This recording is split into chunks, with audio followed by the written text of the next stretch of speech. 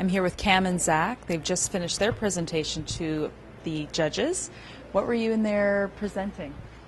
We're presenting Vineyard Education Systems. We're trying to end the stagnation in education by creating really stimulative simulations where students can practically learn course knowledge through sort of like games and stuff, which is, some of them are actually in classrooms right now, but they're really not effective. So we're trying to innovate and change that. Excellent. Can you give me an example of, you said there's some already happening in the classroom. Is there an example you can share? Currently there's a company in the States called Interpretive Simulations, and they have a simulation called Market Share. So our first simulation is going to be called Our Market, and it's going to be based on marketing and in post-secondary institutions in introduction to marketing courses.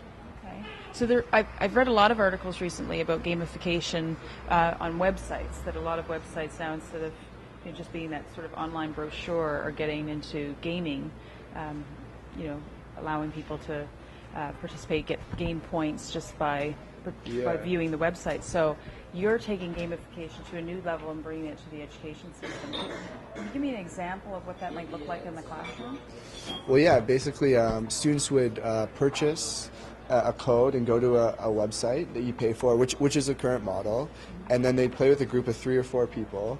And for a marketing game, you'd go through decisions as if you were the marketing department of a Fortune 500 company, and we take you through time too. So if you look, our game starts in 1860, where you're really constrained, right? And our game starts in New York City, so you can only reach a very small segment of the surrounding area. But as you go through time, you go into the 1900s, and cars come into play, and then you look from a promotional standpoint too. At first, you're just starting with print and newspapers and stuff. You go into the early 1900s, you have radio. You go into the 1960s and 70s, you have TV, and they take you right to the current pace where you have all logistical channels, and then you combine that with the internet, where you can really segment to target your customer. So we're really trying to create second-to-none simulations we're hoping will fundamentally change post-secondary and secondary education.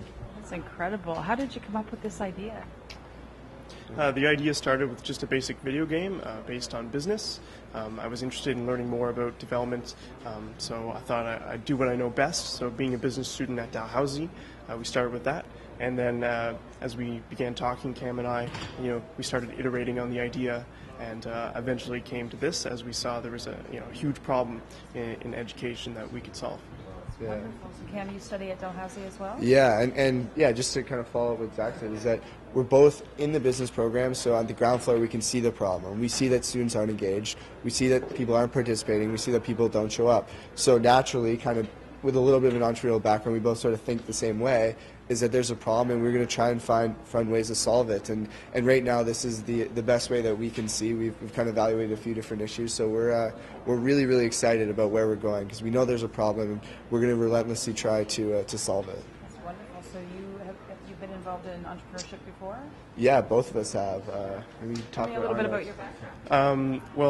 I created my first company called Party Poll, which didn't go so well, but I learned a lot from it, and I'm the developer of a note-sharing website called Our Notes, which is free to upload and download notes, just ournotes.ca. And Cam, do you want to talk about yours? Yeah, when I was 16, I started a boat detailing company back home, and it kind of evolved into a bit of a contracting company. And then about a year and a half ago, I had an idea for a hybrid between a cell phone case and a wallet. So I recently got the patent for that, and I've recently started selling that, which is cool. I can show you after if you want. So we definitely both have some experiences, which we think is helpful, because we know that it's easy to talk like this, but really we're spending a lot of kind of nights in the library trying to get this stuff done. So we know that we're going to be faced with obstacles, especially trying to take down a big problem. But we know if we keep plugging away and be smart about this and kind of network with the right people, that we can make something pretty cool happen. So you have full intention of taking this business. Oh, 110%. Regardless of our results here, we are completely determined. So if you did win, how would you spend that money? The money would be used to aid implementation and to ensure that we can deliver the quality product that we need in order to penetrate the current market. And are you both from Nova Scotia? Zach is. I'm actually from Ontario. Yeah. So are you thinking you might stay here in Nova Scotia, or? I mean, I think right now we're so focused on trying to get this product to market that we haven't really taken the time to focus on where we'll be. Halifax is definitely a great city, and there's great cities in Ontario too.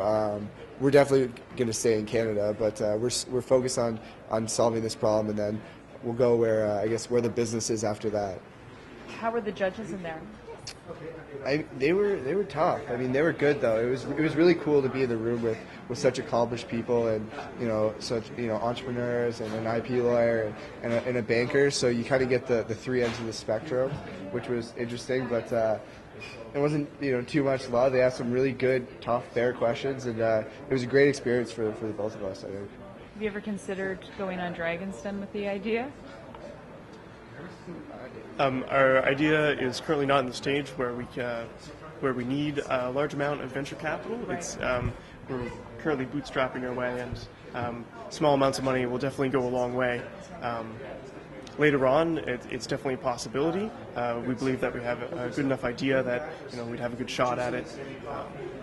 Yeah, we'd probably wouldn't necessarily hopefully need them because we're going to try and partner with schools right away, and hopefully that income from that and maybe some maybe quieter venture partners, that'll help us go. And we know right now if we went on, we think Kevin O'Leary would tell us our valuation is crazy and this classic every pitch It's very spiel.